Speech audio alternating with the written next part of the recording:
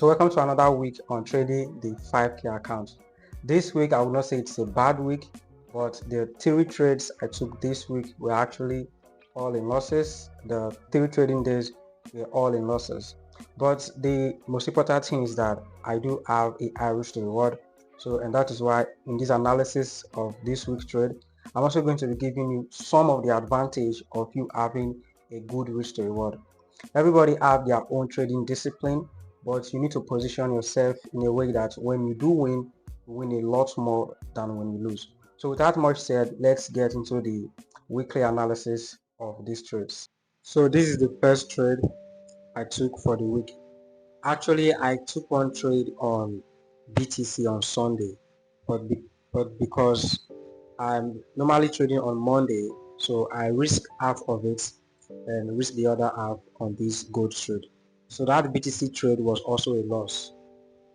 So I risked $15 on the BTC trade while I risked $15 on this gold trade. So here is it. Let me go to the 5-minute time frame.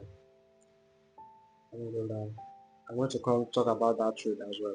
Now in the 5-minute time frame, you can see that it is basically the same thing the way I normally trade, and as a matter of fact, though I was correct, but my timing was wrong. The market hit my stop loss before actually going in my direction.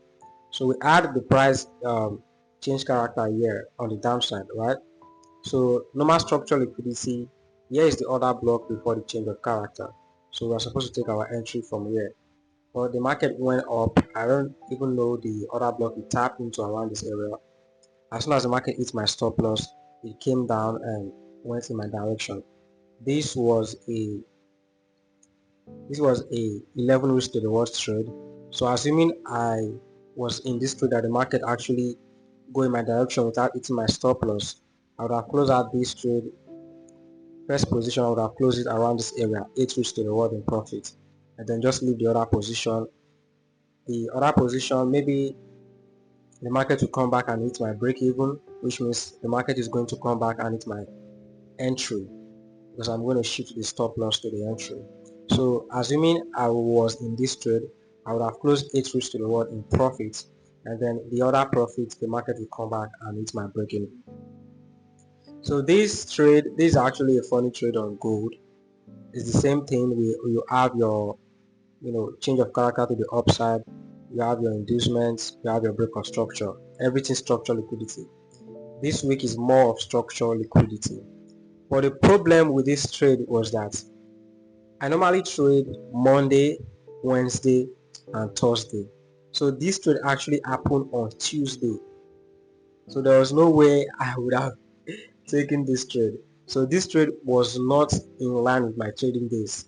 Okay, this is one of the discipline of following your rules. If you set a rules that you want to follow, you need to follow it. Okay, so I did not take this trade because it plays out on Tuesday. So you can see as soon as the market hits my entry, it went to my straight TP, 9 risk to reward. Okay, so let me move on to the next trades. So that is it for the first trade of the week. And one of the advantages of having a good risk to reward is that every trader have a losing streaks. Some as high as 8 losing days or 10 losing days. So you want to be able to position your strategy to maximize the amount of money you win when you are correct and minimize the amount of money you lose when you are wrong. And if you are trying this out first, to be honest, it's going to be very, very frustrating, and the market is going to reach your stop loss a lot more. I'll make a video on psychology, but one thing you just need to understand is that as soon as the market is going in your direction, you want to close the chart and go do something else. And one funny thing about forex trading is that it is going to humble you at some point, that when you're winning, you feel like you're on top of the world, you know what you're doing. And then when you start to lose, you start to doubt yourself, like, am I making a mistake or what am I doing wrong? No, sometimes you are not really doing wrong. Although if you are starting as a beginner, you want to correct every single mistake. But sometimes you are not really doing anything wrong. You just have to lose. It's just that the probability of that pattern happening in the same direction as usual is very low. So with that said, let's get into the second analysis of the second trades for the weeks. So this was the next trade on Wednesday. is a BTC buy position. So I just feel like this week the problem I had was my entry timing, because you can see that it is basically similar thing that happened on the SAUSD trade. As soon as the market hit my stop loss, went down a little bit and moved in my direction. Okay, so I just feel like this week the problem I had was the entry timing. The entry timing this week was not really that accurate. But that is trading for you, because this is how I normally take my entry. We have the classic SNR right here, right? We have the classic SNR right here. So this is where I normally take my entry. And the reason why I do not take my entry from this particular position was because, let me zoom in, let me show you something. The reason why I did not take my entry here was because this has already been mitigated. This classic SNR is on fresh, because price has already went up, came down to tap it, not moving to the upside, right? So this one is the fresh zone. This particular one is the fresh zone. So that was the reason why I put my entry here. And if you have watched some of my video on, especially the ones I talk about classic SNR and support and resistance, you are going to see that this is where I normally take my entry from. Okay, because even if I switch from candlestick to the line chart, you are still going to see it is the V shape.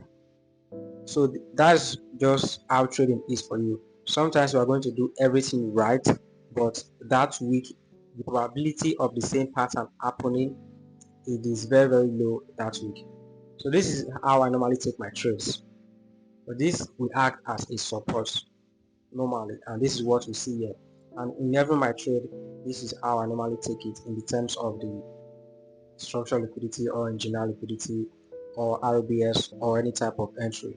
So this is the classic SNL, the V shape, where the market doing its thing, came down, hit my stop loss, and then as soon as it hit my stop loss, it moved a little bit, and then it went in my predicted direction. So that is one thing you just need to understand about trading. If your strategy is not working at the time, that doesn't necessarily mean that you are failing or you are doing something wrong. It's just that the probability is not in your favor at that particular time. And then this trade I was waiting on a buy on BTC, but the market did not actually come to tap me in on this position. Okay? Because I was expecting price to move up, get to this resistance zone, because that was exactly what market did.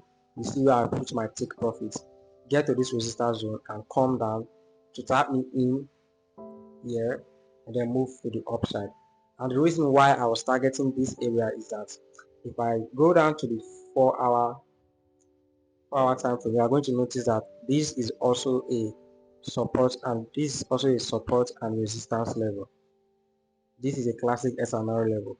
We have this level here, and because price has already tapped in once, I was expecting price to come and tap in again before moving my predicted direction. Okay, but then the market did not actually come to that level before going back up. So that is it. The market did not tap into this trade. All right. So let me go over to the next trade. The next trade is also a gold buy position. And if you observe, the reason why I took this trade is very, very simple as well. We have the market break structure around here, right?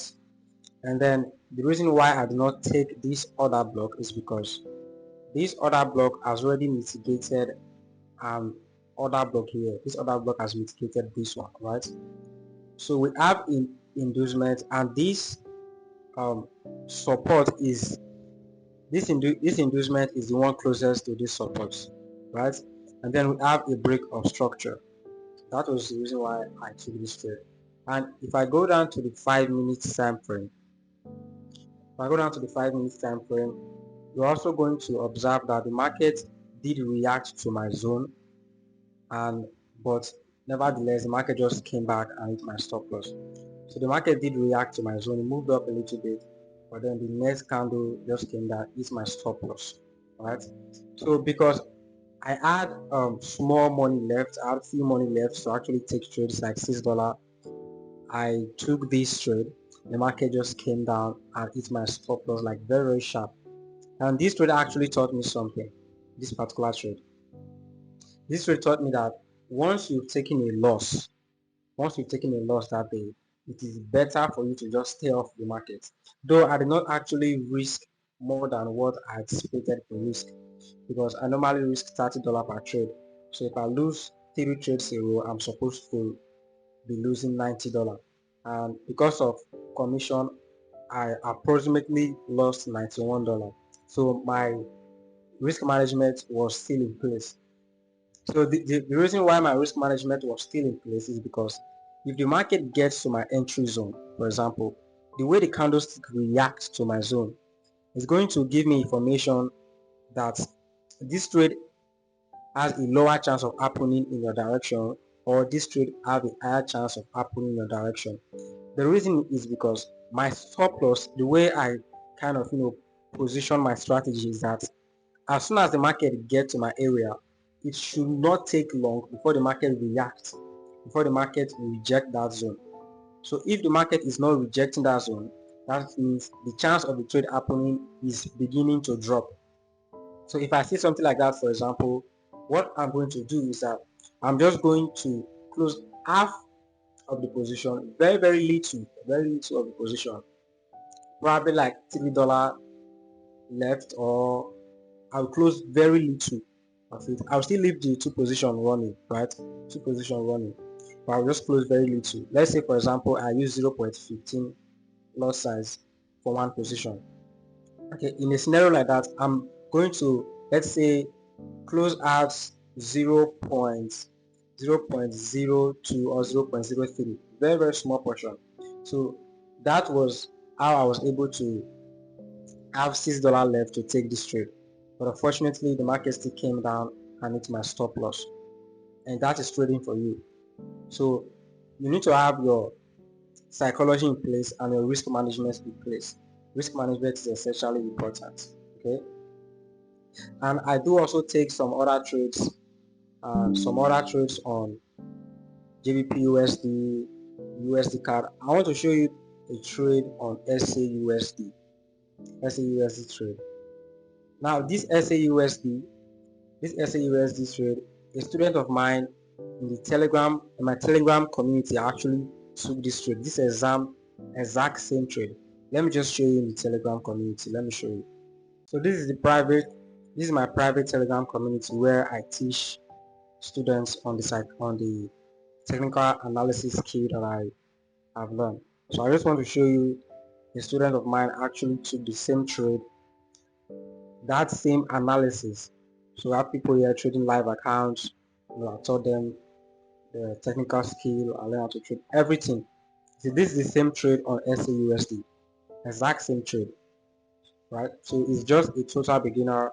This is the before of the market. I'm glad you see here. This is the before of the market, and now this is the live chart. So he had the same setup just as me because he actually learned from me and I actually taught him everything you need to know in terms of technical analysis, right? So that is it for the week. Now I just want you to imagine that last week trade, that SAUSD trade, I do not allow the market to eat my take profit, but rather instead of seeing, as soon as I see small profit, I close out the trade. Imagine what this week would look like for the account. I would have been in deep drawdown. That is one of the benefits of allowing markets to eat your take profit. To be honest, at first it is very very difficult. It is even this year 2025 that I push myself to actually allow trades to run in profit while I'm trying to find my peace. But if you have done it and if you are really intentionally every single day trying to do it, you are going to get good at it as time goes on. And to be honest, that is the best way of trading. If you're targeting 3 risk to reward, you want to make sure that the market hits your 3 risk to reward target. Or another way, you can split the amount of money you are risking. You can split it into two, which is two positions. You're going to risk half on the first position and half on the other position. And what you want to do is that if you're targeting 3 risk to reward, you don't want to close when the market is around 1.5. You want to close when the market is at least 1 to 2. So you want to close one position in 2 risk to reward, and then the other position in the full 3 risk to reward. Trust me, this is going to set you ahead in the terms of growing your capital and in the terms of reducing the amount of stress and headache you receive from trading, because trading is mainly 100% a meta game. Your technical skill is very, very important. Of course, you need to have a technical skill before you talk about psychology. But when it do comes to psychology, it requires a lot. Okay, but with time we'll figure it out, and I'm also going to try my best to create a psychology video on how I actually get to deal with my psychology step by step as this year proceeds. So that is it for this week. See you guys next week.